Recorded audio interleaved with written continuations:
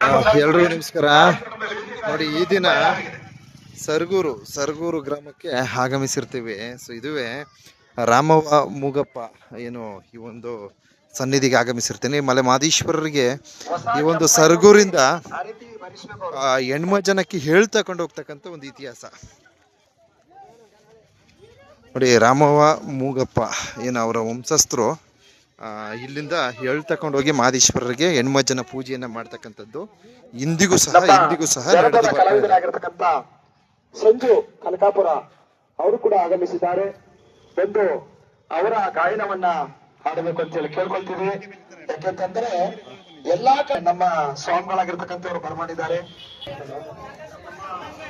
So ಇದುವೇ ರಾಮವ್ವ ಮೂಗಪ್ಪ ದೇವಸ್ಥಾನ.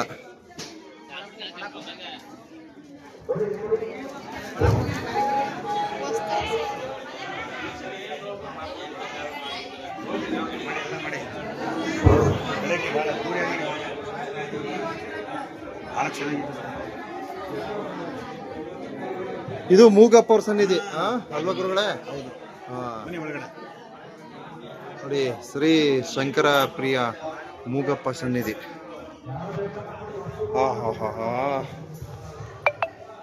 ಕೈಲಾಸ.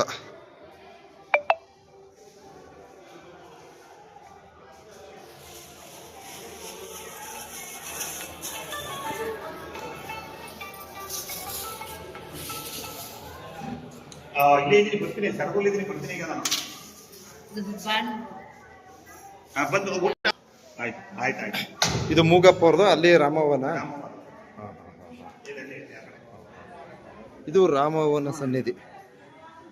ದರ್ಶನ ಮಾಡ್ಕೊಳ್ರಪ್ಪ. ಇವತ್ತು ವಿಶೇಷವಾದ ಒಂದು ಪೂಜೆ. ಇದು ರಾಮವ್ವನ ಸನ್ನಿಧಿ.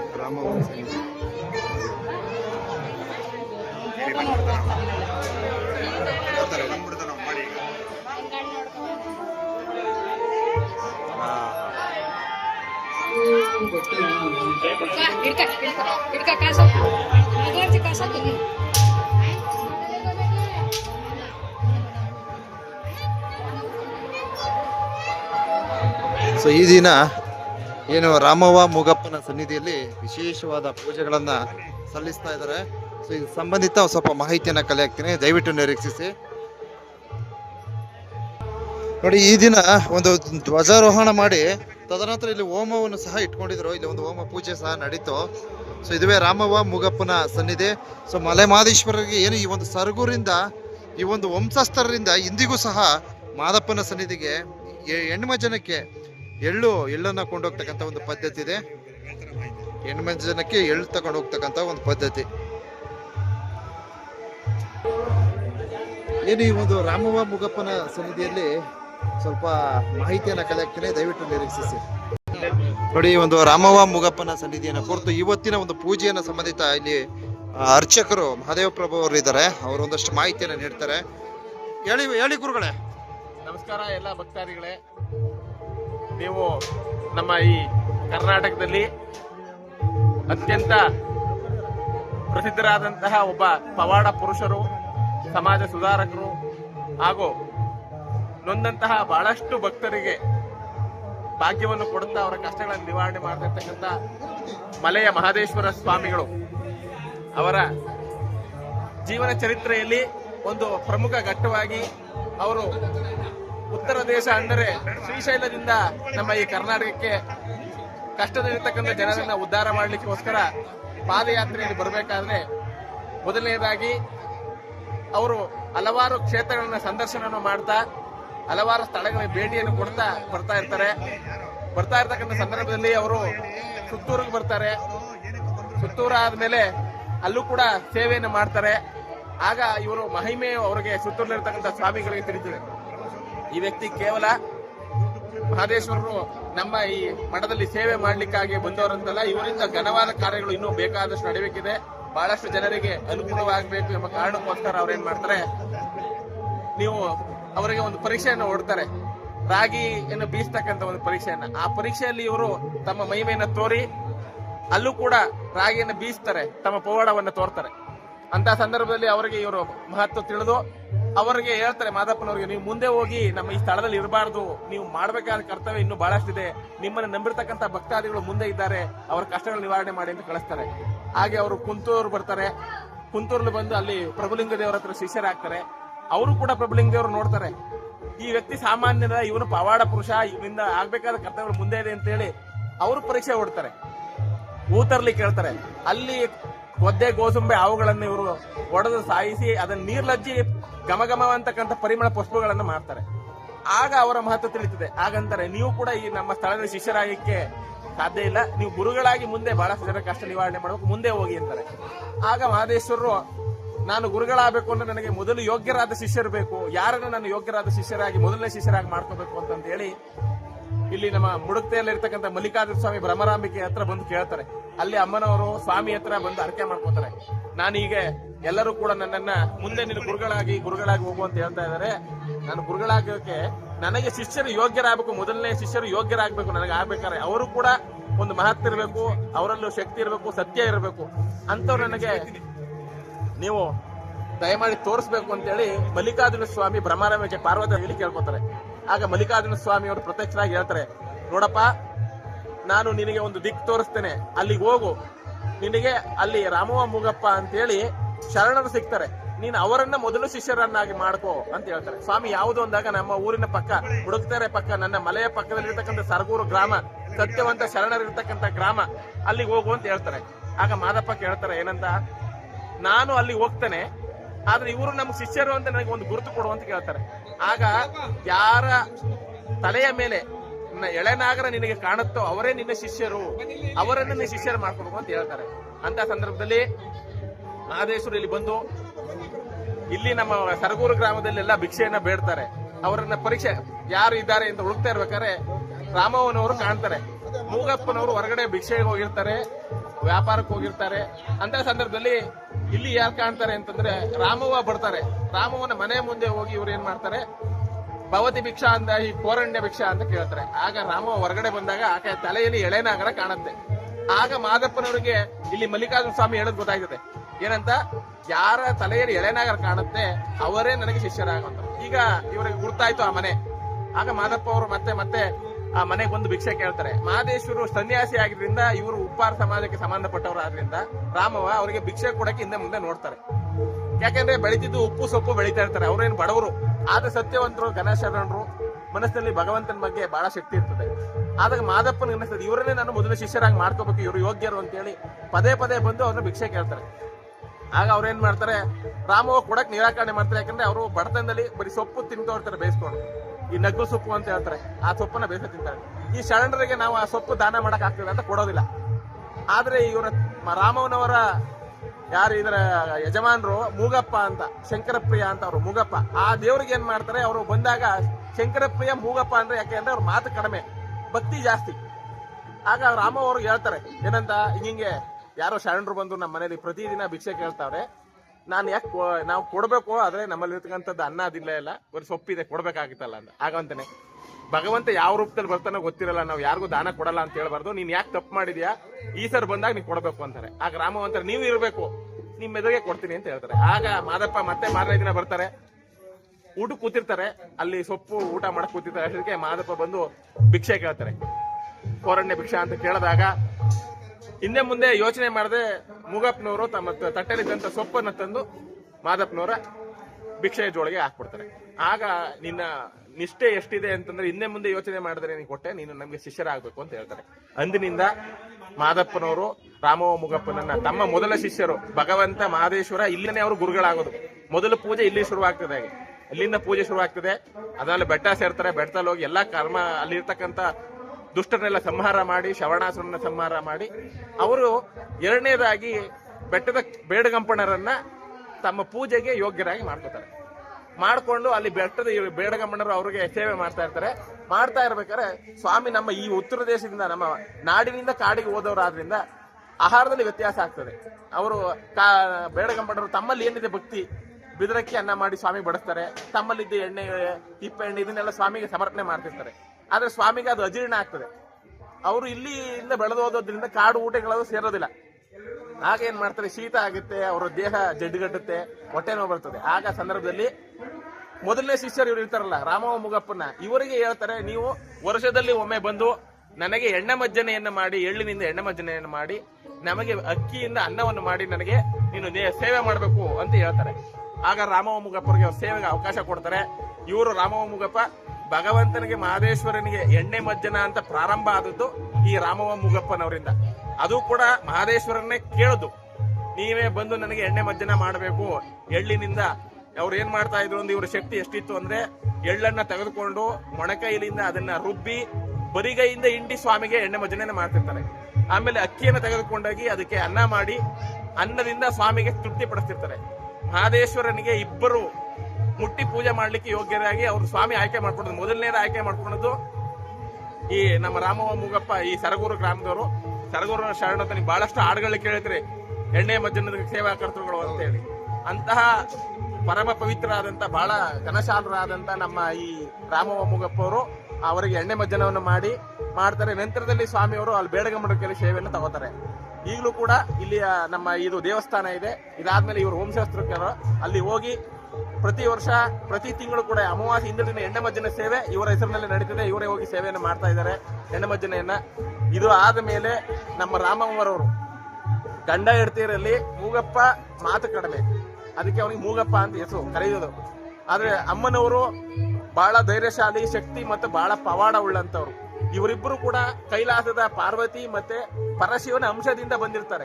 ಕಾರಣ ಏನು ಅಂದ್ರೆ, ಸಮಾಜದಲ್ಲಿ ಇಲ್ಲಿ ನಡೀತಕ್ಕಂತ ತೊಂದರೆಗಳನ್ನೆಲ್ಲ ನಿವಾರಣೆ ಮಾಡಕ್ಕೋಸ್ಕರ ಅಂಶವನ್ನ ಎತ್ತು ಬರ್ತಾರೆ. ಕಾರಣ ಮಾದಪ್ಪ ಈ ಜಾಗಕ್ಕೆ ಬರ್ತಾನೆ, ಅವನಿಗೆ ಮೊದಲು ಸೇವೆ ಮಾಡ್ಬೇಕಲ್ಲ, ಪ್ರಾರಂಭ ಮಾಡ್ಬೇಕು ಒಳ್ಳೆ ಸರದಲ್ಲಿ ಅಂತೇಳಿ ಅಂಶ ಬಂದಿರ್ತಾರೆ. ಆಗ ಅವರ ಮೋಕ್ಷಕ್ಕೋಸ್ಕರ ಏನ್ ಮಾಡ್ತಾರೆ, ಪಾರ್ವತಿ ಪರಮೇಶ್ವರನಾದ ಪಾರ್ವತಿ ಅಮ್ಮನವರ ಸ್ವರೂಪರಾದಂತ ರಾಮನವರ ದೇವಸ್ಥಾನ, ಅವರ ಹೆಸರಲ್ಲಿ ಮುಗಪ್ಪನವರ ಶಂಕರಪುರ ಶಿವನ ದೇವಸ್ಥಾನವನ್ನು ಮಾಡಿದ್ದಾರೆ.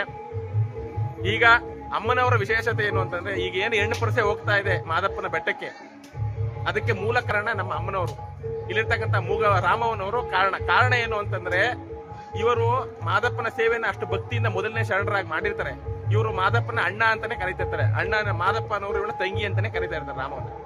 ಬೆಟ್ಟ ಸೇರ್ಕೊಂಡ್ಮೇಲೆ ಇವ್ರಿಗೆ ಪ್ರತಿ ಸಲ ಸ್ವಾಮಿ ನೀನ್ ನೋಡ್ಬೇಕಲ್ಲ, ನಾವು ದರ್ಶನ ಮಾಡ್ಬೇಕಲ್ಲ ಅಂತ ಹೇಳಿದಾಗ, ನೀನ್ ಹೋಗಿ ಬೆಟ್ಟ ಸೇರ್ಕೊಂಡ್ಬಿಡ್ತೀಯ, ನೀನ್ ದರ್ಶನ ಮಾಡ್ಬೇಕಲ್ಲ, ನೀನ್ ಸೇವೆ ಮಾಡ್ಬೇಕಲ್ಲ ಅಂದಾಗ ಮಾದಪ್ಪ ಒಂದು ವರ ಕೊಟ್ಟಿರ್ತಾನೆ ರಾಮವನಿಗೆ. ಏನಂತ, ಬನ್ನಿ ನೀವು ಕನ್ನಡದಲ್ಲಿ ಸ್ಮರಣೆ ಮಾಡಿದ ತಕ್ಷಣ ನೀನು ಬರೋ ಅವಶ್ಯಕತೆ ಇಲ್ಲ ಬೆಟ್ಟ ಹತ್ತಿ, ಯಾಕಂದ್ರೆ ಅದು ಆನೆ ಕಾಡು, ಹುಲಿ ಕಾಡು, ಹೆಂಗಸರು ಬರ್ಲಿಕ್ಕೆ ಸಾಧ್ಯ ಆಗಲ್ಲ. ಈಗೆಲ್ಲ ಅವಕಾಶ ಇದೆ, ಹಿಂದೆ ಬಹಳ ಕಷ್ಟ ಇತ್ತು. ಹೆಂಗಸರು ಬಂದ್ರೆ ತೊಂದರೆ ಆಗ್ತದೆ, ಅದಲ್ಲದೆ ನನ್ನ ಸನ್ಯಾಸಿ ಹೆಣ್ಮಕ್ಳು ದರ್ಶನ ಮಾಡಲ್ಲ ನಾನು. ಆ ಕಾರಣಕ್ಕೋಸ್ಕರ ಏನ್ ಮಾಡು ಅಂದ್ರೆ, ನೀ ಮನಸ್ಸಿನಲ್ಲಿ ಸ್ಮರಣೆ ಮಾಡು, ಎಲ್ಲಿ ಸ್ಮರಣೆ ಮಾಡ್ತೀವಿ ಅಲ್ಲೇ ನೀನು ದರ್ಶನ ಕೊಡ್ತೀನಿ ಅಂತ ಹೇಳಿರ್ತಾರೆ. ಒಂದು ದಿನ ಮಹದೇಶ್ವರು ಯೋಗ ನಿದ್ದೆಯಲ್ಲಿ ಮಲಗಿಬಿಟ್ಟಿರ್ತಾರೆ. ರಾಮವ್ವ ಏನ್ ಮಾಡ್ತಾರೆ, ಮಾದಪ್ಪ ಏನಪ್ಪ ನೀನ್ ನೋಡ್ಬೇಕಲ್ಲ ಅನ್ನೋದಾಗ, ಬರ್ಬೇಕಾದವನು ಮಾದಪ್ಪ ಅವತ್ತೊಂದಿನ ಬರೋದಿಲ್ಲ.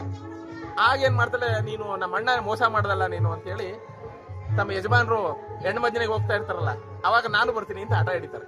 ಅವ್ರಂತಾರೆ, ಬೇಡ ಮಾದಪ್ಪ ಹೇಳವ್ರೆ ಬರಬಾರ್ದು ಹೆಣ್ಮಕ್ಳು ಅಂತ. ಇಲ್ಲ ಮಾದಪ್ಪ ಮಾತು ತಪ್ಪಿದ್ದಾನೆ, ಕಾರಣ ನನ್ನ ಪ್ರತಿ ಸಲ ಕಾಣಿಸ್ಕೋತೀನಿ ಅಂತ ಹೇಳಿದ, ಬಂದಿಲ್ಲ, ಅದರಿಂದ ನಡಿ ನಾನೇ ಕೇಳ್ತೀನಿ ಅಂತೇಳಿ ಮೊದಲಾಗಿ ತಾಯಿ ರಾಮವ್ವ ಹೆಣ್ಣಾಗಿ ಮೊದಲನೇ ಪರಿಚಯಾಗಿ ಬೆಟ್ಟಕ್ಕೆ ಹೋಗ್ತಾಳೆ. ಬೆಟ್ಟಕ್ಕೆ ಹೋದಾಗ ಬೆಟ್ಟದ ಪಾದದಲ್ಲಿ ಒಂದು ರಾಮವ್ವನ ಕೊಳ ಅಂತಿದೆ. ಅದು ಯಾಕೆ ಉತ್ಪತ್ತಿ ಆಯ್ತು ಅಂದ್ರೆ, ರಾಮವ್ವನವರು ಹೋದ್ಮೇಲೆ ಅಲ್ಲಿ ಅವರು ತಮ್ಮ ಮಾಮೂಲಿ ಮಹಿಳೆಯರ ದಿನಚರ್ಯದಂತೆ ಮಾಸಿಕವಾಗಿ ತಿಂಗಳಲ್ಲಿ ಮುಟ್ಟಾಕ್ತಾರೆ. ಹೋದ ತಕ್ಷಣ ಮಾದಪ್ಪನ ಗೊತ್ತಾಗೋಗಿದೆ, ನನ್ನ ತಂಗಿ ಇಲ್ಲಿ ಬಂದ್ಬಿಟ್ಟವಳೆ, ಅವಳು ಸ್ನಾನ ಮಾಡಕ್ ವ್ಯವಸ್ಥೆ ಆಗ್ಬೇಕಲ್ಲ ಅಂದಾಗ ರಾಮವ್ವ ಕೂತಿದ್ದ ಪಕ್ಕದಲ್ಲೇ ಒಂದು ಕೊಳವನ್ನ ಸೃಷ್ಟಿ ಮಾಡ್ತಾರೆ. ಈಗಲೂ ಅಲ್ಲಿ ರಾಮವ್ವ ಕೊಳ ಅಂತಿದೆ, ಇದು ರಾಮವ್ವ ಕೊಳ ಅಂತಿದೆ. ಅಲ್ಲಿ ರಾಮವ್ವನ ಈಗ ತನ್ನ ತಂಗಿಗೆ ಆಗೋಯ್ತಲ್ಲ, ಅವಳು ಸ್ನಾನಕ್ಕೆ ತೊಂದರೆ ಆಗ್ತದೆ ಅಂತೇಳಿ ಮಾದಪ್ಪ ಮನಸ್ಸಲ್ಲಿ ಸಂಕಲ್ಪ ಮಾಡಿ ಒಂದು ಕೊಳನೇ ಸೃಷ್ಟಿ ಮಾಡಿ ಅಲ್ಲಿ ತಾಯಿ 3 ದಿನ ಇದ್ದು ಸ್ನಾನ ಮಾಡಿ ಎಲ್ಲ ಮಾಡ್ಕೊಂಡು ಬೆಟ್ಟ ಹತ್ಕೊಂಡು ಹೋಗ್ತಾಳೆ. ಬೆಟ್ಟ ಹತ್ಕೊಂಡೋಗಿ ಮಾದಪ್ಪನ್ ಕೇಳ್ತಾಳೆ, ನೀನ್ ಯಾಕೆ ಬರ್ಲಿಲ್ಲ ನೀನು ಅಂತ ಕೇಳ್ತಾಳೆ. ನಾನು ಏನೋ ಯೋಗ ನಿದ್ದಲ್ಲಿ ಇದ್ದೆ, ನಾನು ಯೋಗ ಮಾಡ್ತೀನಿ ಅಂತ ಹೇಳ್ತಾರೆ. ಹೇಳಿದಾಗ ಏನಾಗೋಯ್ತದೆ, ಇಲ್ಲ ನೀನ್ ಬರ್ಬೇಕು ಅಂತಿದ್ದೆ, ಹೇಳಿದ್ರೆ ನನಗೆ ಮೋಸ ಮಾಡಿದ್ಯಾ ಅಂತ. ನಾನ್ ಬೇಕು ಅಂತ ಮಾಡಿಲ್ಲಮ್ಮ, ಹಿಂಗ ಆಯ್ತು ಅಂತ ಹೇಳ್ತಾರೆ. ಆಗ ಮಾದಪ್ಪನವ್ರು ಹೇಳದ್ಮೇಲೆ, ನಿನ್ಗೆ ಏನು ವರ ಬೇಕು, ಈ ತಪ್ಪಾಗಿದೆ ಅಲ್ವಾ ನನ್ನಿಂದ, ಅದಕ್ಕಾಗಿ ನೀನು ಒಂದು ವರ ಕೇಳ್ಕೊ, ನಾನು ಕೊಡ್ತೇನೆ ಅಂತ ಹೇಳ್ತಾರೆ. ಅದಕ್ಕೆ ನನ್ನ ವರ ಏನು ಅಂದ್ರೆ, ನಿನ್ನ ಈ ಮಲೆಗೆ ನನ್ನ ಕಾರಣದಿಂದ ಹೆಣ್ಮಕ್ಳ ಪರಸೆ ಬರ್ಬೇಕು ಅಂತ ಹೇಳ್ತಾರೆ. ಆಗ ಮಾದಪ್ಪ ಅಂದ್ರೆ, ನನ್ನ ಸನ್ಯಾಸಿ ಹೆಣ್ಮಕ್ಳ ದರ್ಶನ ಮಾಡೋಲ್ಲ ನಾನು. ಇಲ್ಲ ನೀನು ವರ ಕೊಟ್ಟಿದ್ದಿ, ನನ್ನಿಂದ ನೀನು ಬರೀ ಗಂಡ್ಮಕ್ಳೇ ಉದ್ಧಾರ ಆಗ್ಬೇಕು, ಅವ್ರು ಮಾತ್ರ ದರ್ಶನ ಮಾಡಿ ಉದ್ಧಾರ ಆಗ್ಬೇಕು, ಹೆಣ್ಮಕ್ಳಿಲ್ವಾ?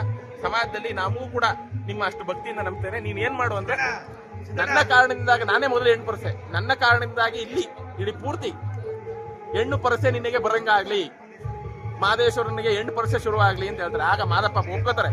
ಬಹಳ ಸಂತೋಷ, ನನ್ನ ಕಾರಣದಿಂದಾಗಿ, ರಾಮವ್ವನ ಕಾರಣದಿಂದಾಗಿ ಹೆಂಗಸರೆಲ್ಲ ನನ್ನ ಬಂದು ದರ್ಶನ ಮಾಡಬಹುದು, ಹೆಣ್ಮಕ್ಳೆಲ್ಲ ಅಂತ ಹೇಳಿ. ಈಗೇನು ಹೆಣ್ಮಕ್ಳು ಹೋಗ್ತಾ ಇದ್ರಿ, ನಿಮಗೆಲ್ಲ ಕಾರಣ ಮೂಲ ಪುರುಷ ಯಾರು ಅಂತಂದ್ರೆ ನಮ್ಮ ರಾಮವ್ವನವರು. ಅವಳು ವರ ಕೇಳಿದಾಳೆ, ಅವಳ ಕಾರಣದಿಂದಾಗಿ ಹೆಣ್ಮಕ್ಳು ಹೋಯ್ತಾರೆ. ಇಲ್ಲ ಅಂದ್ರೆ ನಮ್ಮ ಮಾದೇಶ್ವರರು ಕೂಡ ಕೊಂಗಳ್ಳಿ ಮಲ್ಲಪ್ಪನ ತರ ಹೆಣ್ಮಕ್ಳು ನೋಡ್ತಿಲ್ಲ, ಯಾಕಂದ್ರೆ ಸನ್ಯಾಸಿ.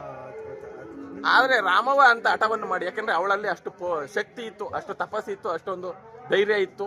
ಹೆಣ್ಮಕ್ಳಿಗೋಸ್ಕರ ಅವಳು ಏನ್ ಮಾಡಿದ್ಲು, ಅವರು ಒಳ್ಳೇದಾಗ್ಲಿ ಅಂತ ಹೇಳಿ ಆ ವರವನ್ನು ಕೇಳ್ಕೊತಾರೆ. ಅದಾದ್ಮೇಲೆ ಮಾದಪ್ಪನಿಗೆ ನಿನಗಾಗಿ ಕೇಳ್ಕೊಳ್ಳಿಲ್ಲ, ಮಾದಪ್ಪನ ಖುಷಿ ಆಗ್ತದೆ, ನಿನಗಾಗಿ ನೀವು ವರವನ್ನು ಕೇಳಲಿಲ್ಲ, ಇಡೀ ಹೆಣ್ಣು ಕುಲಕ್ಕೋಸ್ಕರ ನೀನು ಈ ತರ ಒಂದು ವರ ಕೇಳಿದ್ಯಾ, ಅದಕ್ಕೆ ನಾನು ನಿನಗೊಂದು ಇನ್ನೊಂದು ವರ ಕೊಡ್ತೇನೆ ಅಂತ ಕೊಡ್ತಾರೆ. ಏನು ವರ ಕೊಡ್ತಾರೆ ಅಂದ್ರೆ ಮಾದಪ್ಪ, ಇಡೀ ಪ್ರಪಂಚದಲ್ಲಿ ಮಹಾದೇಶ್ವರಿಗೆ ಯಾವ್ದಾರ ಅಪಚಾರ ಮಾಡಿದ್ರೆ, ನನಗೆ ಅಪಚಾರವನ್ನು ಮಾಡಿ ನನ್ನಿಂದ ಶಾಪಕ್ಕೊಳಗಾದ್ರೆ, ನನ್ನಿಂದ ಯಾರು ತಪ್ಪು ಮಾಡಿ ಶಾಪಕ್ಕೊಳಗಾದ್ರೆ ನೀನು ಆ ಶಾಪವನ್ನು ನಿವಾರಣೆ ಮಾಡಬಹುದು. ನಿನ್ನ ಸನ್ನಿಧಿ ಬಂದು ಯಾರು ನನ್ನ ಸೇವೆ ಮಾಡಿ ನನಗೆ ಅಪಚಾರ ಆಗಿ ಏನೋ ನನ್ನ ಗುಡ್ಡನಾಗಿರ್ತಾನೆ, ನನಗೆ ಅಪಚಾರ ಮಾಡ್ತಾನೆ, ಏನೋ ಮಾಡಿ ಏನಾಗ್ತದೆ, ಆಗ ನೀನು ಆ ಶಾಪವನ್ನ ನೀನು ನಿವಾರಣೆ ಮಾಡ್ಕೋಬಹುದು. ಅದೇ ನಿನ್ನ ಹತ್ರ ಬಂದು ನಿನ್ನಲ್ಲಿ ಏನಾದ್ರೂ ತಪ್ಪು ಮಾಡಿ ನಿನ್ನಿಂದ ಶಾಪಕ್ಕೊಳಗಾರ ಇಡೀ ಪ್ರಪಂಚದಲ್ಲಿ ನಾನು ಕೂಡ ತೆಗಿಲಿಕ್ಕಾಗೋದಿಲ್ಲ ಅಂತೇಳಿ ಅವಳು ವರವನ್ನು ಕೊಡ್ತಾನೆ. ಇಡೀ ನೀವು ಏನೇ ಆದ್ರೂ ಮಾದಪ್ಪನಿಗೆ ತಪ್ಪು ನೆಪ್ಪುಗಳಾದ್ರೆ, ಮಾದಪ್ಪನಿಗೆ ಹೆಚ್ಚಾಗಿ ರಾಮವನಿಗೆ ಮಾದಪ್ಪ ವರ ಕೊಟ್ಟಿದ್ದಾರೆ. ನಿನಗೆ ಏನೇ ಶಾಪ, ಅವಳಿಗೆ ನಾವು ಇಲ್ಲಿ ಪೂಜೆ ಮಾಡ್ಬೇಕಾದ್ರೆ ಅವಳಿಗೆ ಹೇಳ್ತೀವಿ, ಮಹದೇಶ್ವರ ಶಾಪ ವಿಮೋಚನ ಕಾರುಣ್ಯೈ ನಮಃ ಅಂತೇಳಿ ನಾವು ಪೂಜೆನ ಮಾಡ್ತೇವೆ. ಆ ಕಾರಣಕ್ಕೋಸ್ಕರ ಮಹದೇಶ್ವರಿಗೆ ಏನೇ ಆದ್ರೂ ಕೂಡ ಅವ್ರಿಗೆ ಅಗ್ರಗಣ್ಯವಾಗಿ ಮಹದೇಶ್ವರ ನಂತರದಲ್ಲಿ ಯಾರಾದ್ರೂ ಮೊದಲು ಶಿಷ್ಯರಿದ್ದಾರೆ ಅಂತಂದ್ರೆ ನಮ್ಮ ರಾಮವ್ವ ಮೂಗಪ್ಪ ಅವರು. ಈ ಕ್ಷೇತ್ರ ಸರಗೂರು ಬಹಳ ಪುಣ್ಯವಾದ ಕ್ಷೇತ್ರ. ಈ ಕ್ಷೇತ್ರದಲ್ಲಿ ಬಂದಂತಹ ಎಲ್ಲರಿಗೂ ಕೂಡ ಬಹಳ ಹಿಂದೆ ಬಹಳ ಜೋರಾಗಿ ಇಲ್ಲೇ ಜಾತ್ರೆಗಳು ಹಬ್ಬಗಳು ನಡೀತಾ ಇತ್ತು. ಈಗ ಅನುಕೂಲಗಳಾಗಿದೆ ಅಂತೇಳಿ ಜನ ಬೆಟ್ಟಕ್ಕೆ ಹೋಗ್ತಾ ಇದಾರೆ, ಆ ತರದ ಕಾರ್ಯಗಳು ನಡೀತಾ ಇದೆ. ಅಂತ ಸಂದರ್ಭದಲ್ಲಿ ಇವತ್ತು ಅವರ ವಂಶಸ್ಥರು ಇಲ್ಲಿ ಒಂದು ಚಂಡಿ ಹೋಮವನ್ನು ಮಾಡಿದ್ದಾರೆ. ಅವ್ರ ವಂಶಸ್ಥರು ಇಲ್ಲಿ ಕೂಡ ಬಂದು ಎಲ್ಲಾ ಸೇವಾ ಕಾರ್ಯಗಳನ್ನು ಮಾಡ್ತಾ ಇದ್ದಾರೆ. ಸ್ವಾಮಿಯ ಏನು ಪ್ರತಿ ಅಮಾವಾಸ್ಯೆಗಳ ಸೇವೆಯನ್ನು ಮಾಡ್ತಾರೆ, ನವರಾತ್ರಿಗಳ ಸೇವೆಯನ್ನು ಮಾಡ್ತಾರೆ, ವಿಶೇಷಗಳಾದಂತಹ ಅಭಿಷೇಕಗಳನ್ನ ಹೋಮಗಳನ್ನ ಹಮ್ಮಿಕೊಂಡು ಸಮಾಜ ಕಲ್ಯಾಣಕ್ಕಾಗಿ ಅವರು ಏನು ಸೇವೆಗಳನ್ನು ಮಾಡ್ತಾ ಇದ್ದಾರೆ. ಅದರಂತೆ ಇವತ್ತು ಅವರೆಲ್ಲರೂ ಚಂಡಿ ಹೋಮವನ್ನ ಲೋಕ ಕಲ್ಯಾಣಾರ್ಥವಾಗಿ ಈ ಪ್ರಪಂಚಕ್ಕೆಲ್ಲ ಒಳ್ಳೆಯದಾಗಲಿ ಅಂತೇಳಿ ಅಮ್ಮನವರ ಸನ್ನಿಧಾನದಲ್ಲಿ ಚಂಡಿಯಾಗವನ್ನ ಮಾಡಿದ್ದಾರೆ. ಈ 2 ದಿನದಿಂದ ಈ ಚಂಡಿಯಾಗ ಕಾರ್ಯಕ್ರಮ ಬಹಳ ಸುಸಂಪನ್ನವಾಗಿ ಬಹಳ ಚೆನ್ನಾಗಿ ನಡೆದಿದೆ. ಅವರು ಕೂಡ ಸಂಕಲ್ಪದಲ್ಲಿ ಆ ತಾಯಿಯನ್ನು ಸ್ಮರಣೆ ಮಾಡ್ಕೊಂಡಿದ್ದಾರೆ. ಇಡೀ ಮಹದೇಶ್ವರ ಸಕಲ ಭಕ್ತರು ಹೇಗೆ ಮಾದಪ್ಪನ ಬೆಟ್ಟಕ್ಕೆ ಹೋಗ್ತಿರೋ ಅದೇ ರೀತಿಯಾಗಿ ಸ್ಥಳಕ್ಕೂ ಬನ್ನಿ, ಅಮ್ಮನವರ ಅನುಗ್ರಹ ಪಾತ್ರರಾಗಿ, ವಿಶೇಷವಾಗಿ ಹೆಣ್ಣುಮಕ್ಕಳು ನಿಮಗೆಲ್ಲ ಆ ಮಾದಪ್ಪನ ದರ್ಶನ ಅವಕಾಶ ಕೊಡಿರ್ತಕ್ಕಂಥ ರಾಮವನವರ ದರ್ಶನ ಮಾಡಿ, ಘನಶರಣರಾದಂತಹ ಮೂಗಪ್ಪನವರ ದರ್ಶನ ಮಾಡಿ, ಹಾಗೆ ಇಲ್ಲಿ ಅಕ್ಕಪಕ್ಕದಲ್ಲಿ ಅವರ ಸಂಬಂಧಪಟ್ಟಂತಹ ಎಲ್ಲರ ವಂಶಸ್ಥರದೆಲ್ಲ ಇರ್ತದೆ. ದಯವಿಟ್ಟು ಅಲ್ಲೂ ಬಂದು ದರ್ಶನ ಮಾಡಿ ಎಲ್ಲರನ್ನು ಆಶೀರ್ವಾದ ಪಡ್ಕೊಡಿ. ಎಲ್ಲರಿಗೂ ಆ ತಾಯಿ ರಾಮವ್ವ ಮೂಗಪ್ಪ ಹಾಗೂ ಮಹದೇಶ್ವರು ಒಳ್ಳೇದು ಮಾಡ್ಲಿ ಅಂತ ಅರಸ್ತೇನೆ. ಅದ್ಭುತ ಗುರುಳ, ಅದ್ಭುತ.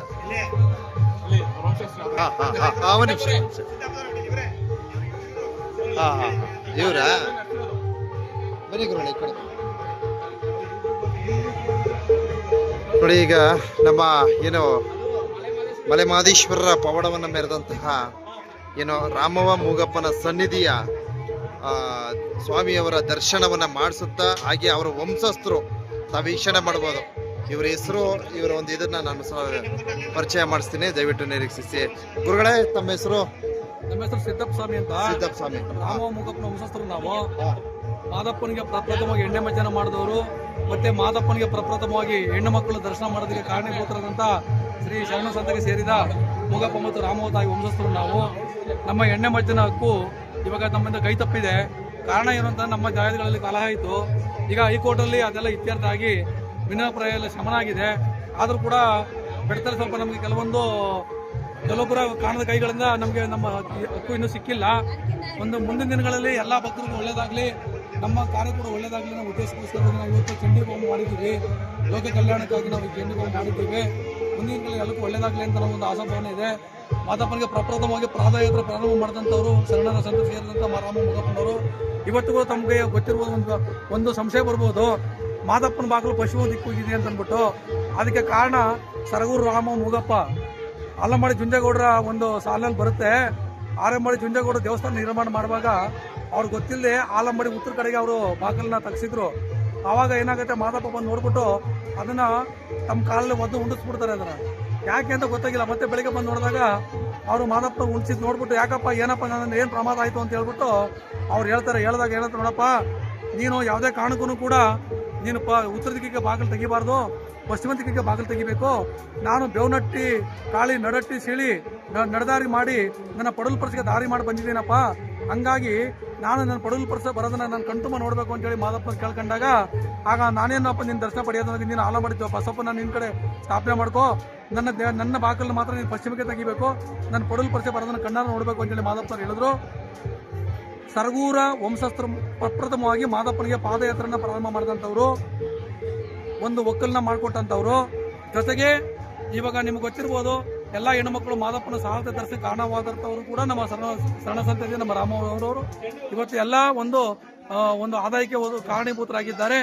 ಅವರ ಸಂತತಿ ಇನ್ನೂ ಹೆಚ್ಚಾಗಿ ಬೆಳಿಬೇಕು. ಜೊತೆಗೆ ಮತ್ತೊಂದು ಏನಪ್ಪಾ ಅಂದ್ರೆ ಅವರ ಒಂದು ಇತಿಹಾಸ ಮರೆಮಾಚುವಂತ ಪ್ರಯತ್ನನ ಇಂದಿನ ದಿನ ಅಲ್ಲಿ ಆಡಳಿತ ನಡೆಸ್ತಕ್ಕಂಥ ಅಧಿಕಾರಿಗಳು ಕೈ ಬಿಡಬೇಕು ಅಂತೇಳಿ ನಾನು ಮನವಿ ಮಾಡ್ತಾ ಇದ್ದೇನೆ.